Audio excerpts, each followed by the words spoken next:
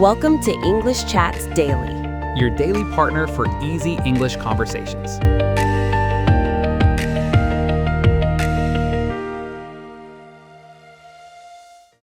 What if I told you that just two simple phrases could completely change how you communicate in English?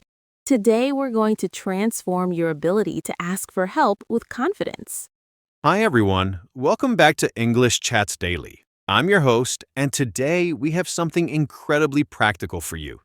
We're diving deep into one of the most essential skills every English learner needs: asking for help politely and effectively. Think about this for a moment.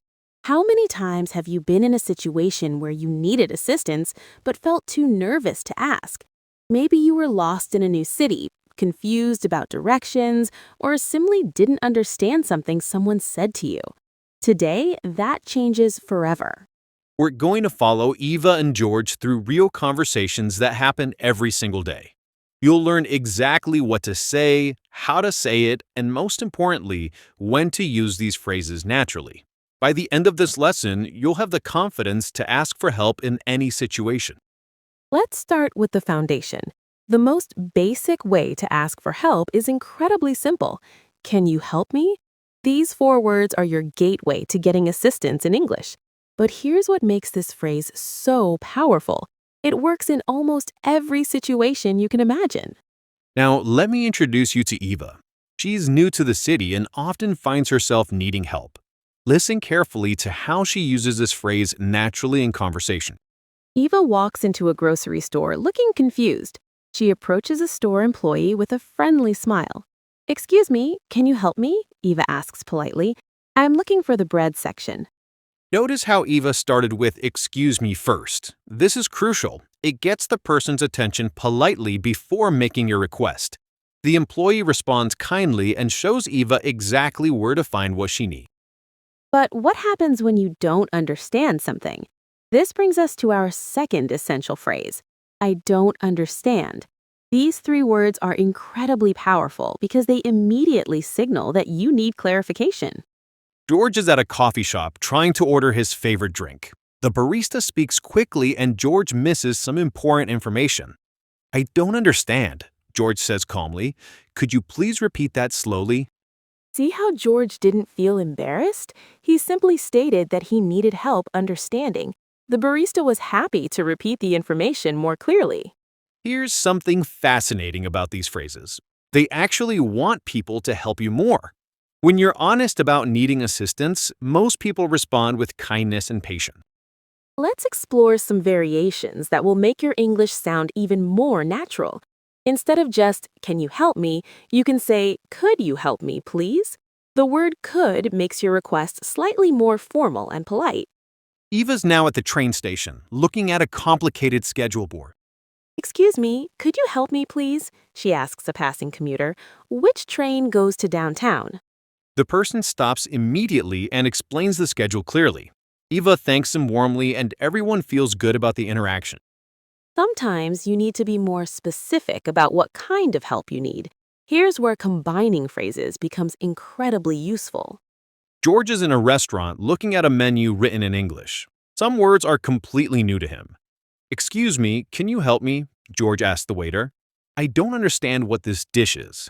The waiter explains the dish in simple terms, and George feels confident making his order. This combination of phrases solved his problem perfectly. Now let's talk about tone and body language. Your voice should be friendly and calm, never demanding or frustrated. Remember, you're asking for a favor, so gratitude should be evident in your voice. When you say, "I don't understand," avoid sounding disappointed in yourself. Instead, say it as a simple statement of fact. Everyone has things they don't understand, and that's completely normal. Eva is asking for directions to the library. She approaches someone on the street with confidence. "Hi, excuse me, could you help me, please?" Eva begins. "I'm trying to find the public library, but I don't understand these street signs." The person gives her detailed directions, drawing a small map on paper. Eva thanks them enthusiastically and continues on her way successfully. Here's an advanced tip that will set you apart. Always follow up with gratitude. After someone helps you, say, "Thank you so much," or I really appreciate your help. This leaves a positive impression and encourages people to help others in the future. George has just received help finding a specific book in the bookstore.